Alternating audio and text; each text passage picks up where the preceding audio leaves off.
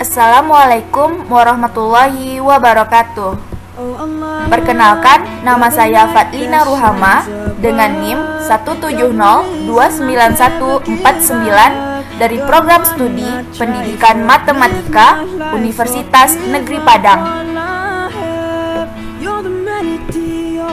Baiklah, video pembelajaran ini merupakan tugas akhir dari mata kuliah Aplikasi Komputer Lanjut dengan dosen pengampu Ibu Maulani Meltia Rani SPD FPD. Baiklah, di sini saya akan mempresentasikan video pembelajaran layaknya seorang guru yang akan menjelaskan materi kelas 9, yaitu kekongruenan pada bangun datar.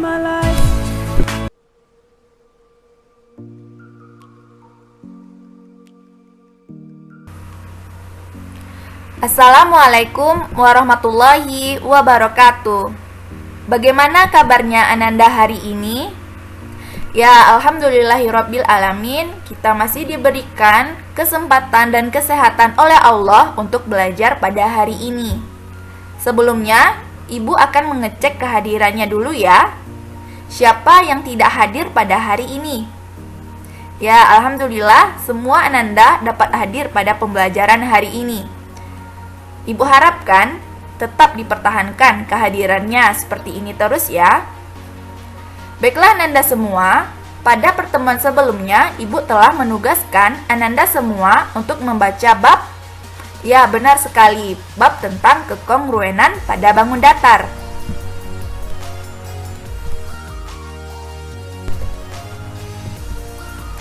Sebelumnya, Ibu akan menjelaskan tujuan pembelajaran kita pada hari ini. Tujuan pembelajaran kita pada hari ini adalah Ananda semua diharapkan dapat mendeskripsikan, menjelaskan sifat atau karakteristik benda yang kongruen. Di sini Ananda bisa lihat percakapan antara dua orang sahabat yang mana salah seorang sahabatnya tidak paham konsep kekongruenan, sehingga dia sulit untuk memasangkan bingkai foto yang ada di dinding. Nah, mari Ananda amati foto presiden dan wakil presiden yang ada di kelas kita ini. Bagaimanakah ukurannya? Apakah ukurannya sama? Atau pernahkah Ananda membayangkan bagaimana memperkirakan ukuran tinggi pohon, tiang bendera, atau gedung tanpa harus mengukurnya secara langsung? Nah, semua ini merupakan contoh dari manfaat konsep kekongruenan.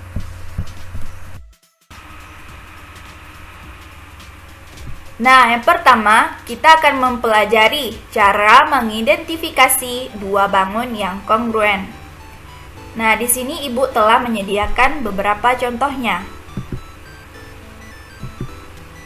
Nah, Ananda bisa lihat, ini merupakan contoh dalam kehidupan kita sehari-hari, yaitu pada mobil.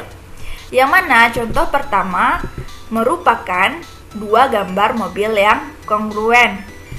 Dan gambar yang kedua merupakan dua gambar mobil yang tidak kongruen. Contoh selanjutnya yaitu pada kursi, yang mana kursi pertama merupakan dua kursi yang kongruen dan contoh yang kedua merupakan dua kursi yang tidak kongruen.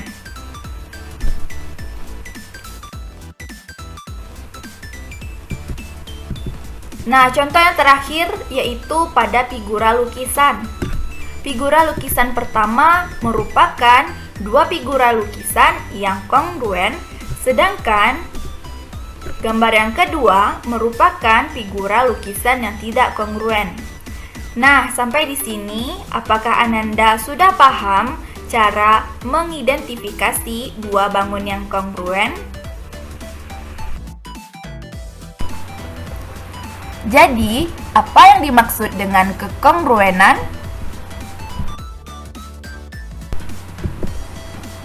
Dua bangun dikatakan kongruen jika bangun-bangun tersebut memiliki bentuk dan ukuran yang sama serta sudut-sudut yang bersesuaiannya sama besar.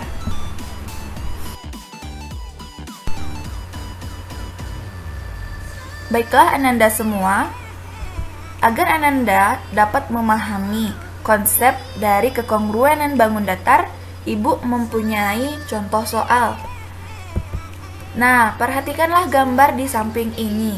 Sebutkanlah pasangan bangun-bangun yang kongruen. Di mana di sini telah Ibu sediakan opsi A, B, C, dan D. Nah, dari Ananda semua, siapa yang akan menjawab contoh soal yang Ibu berikan? Ya, kepada Tiwi. Jawaban Tiwi C. Coba kita cek jawaban dari Tiwi. Ya, karena untuk Tiwi, ternyata jawaban dari Tiwi benar.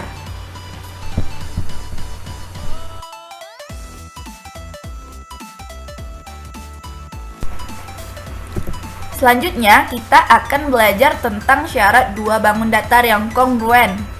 Di mana syarat dua bangun datar yang kongruen ini adalah yang pertama, sisi-sisi yang bersesuaiannya sama panjang. Dan yang kedua, sudut yang bersesuaiannya sama besar.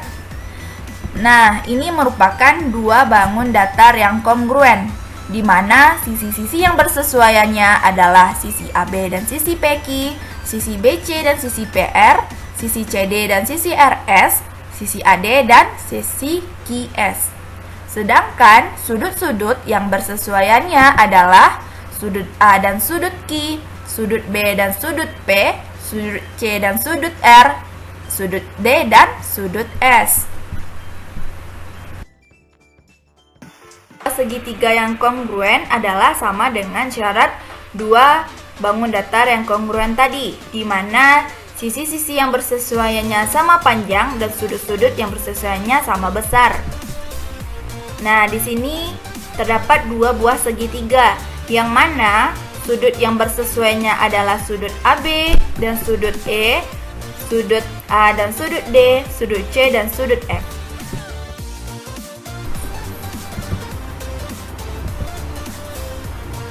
Sedangkan sisi-sisi yang bersesuaiannya adalah sisi AB dan sisi DE, sisi BC dan sisi EF, sisi CA dan sisi FD.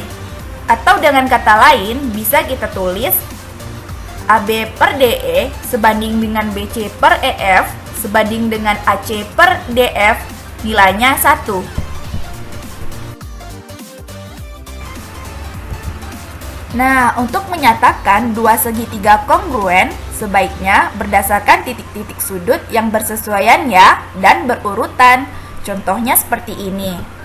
Segitiga ABC kongruen dengan segitiga DEF, atau segitiga BAC kongruen dengan segitiga EDF, atau segitiga CBA kongruen dengan segitiga FED. Bukan dengan menuliskannya seperti ini. Segitiga ABC kongruen dengan segitiga EDF atau segitiga ABC kongruen dengan segitiga EFD itu adalah pernyataan yang salah.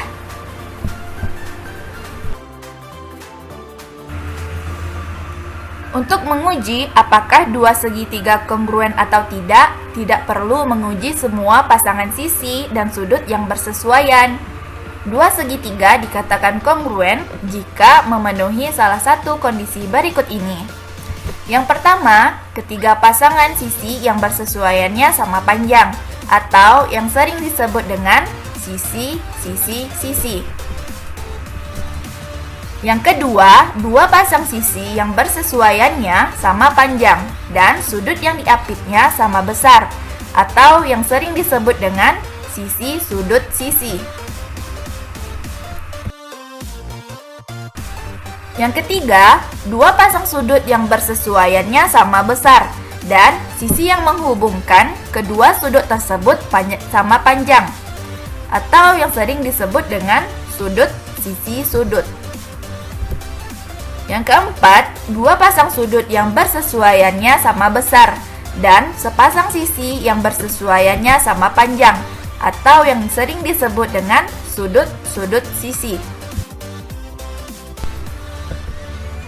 Yang kelima, khusus untuk segitiga siku-siku, sisi miring, dan satu sisi siku yang bersesuaian sama panjang.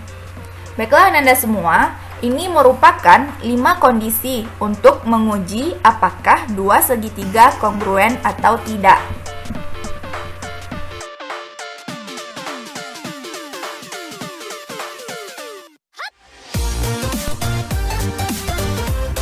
Tiba pula lah kita di akhir pembelajaran pada hari ini. Di akhir pembelajaran pada hari ini, Ibu akan memberikan beberapa kuis yang akan Ananda kerjakan.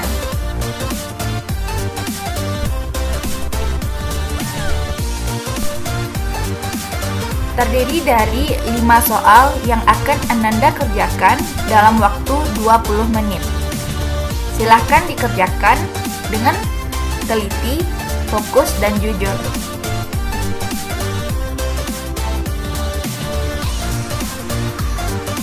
Setelah mengerjakan kuis tadi, berakhir pula lah pembelajaran kita pada hari ini. Ibu ucapkan alhamdulillahirobbilalamin. Banyak salah Ibu mohon maaf. Assalamualaikum warahmatullahi wabarakatuh.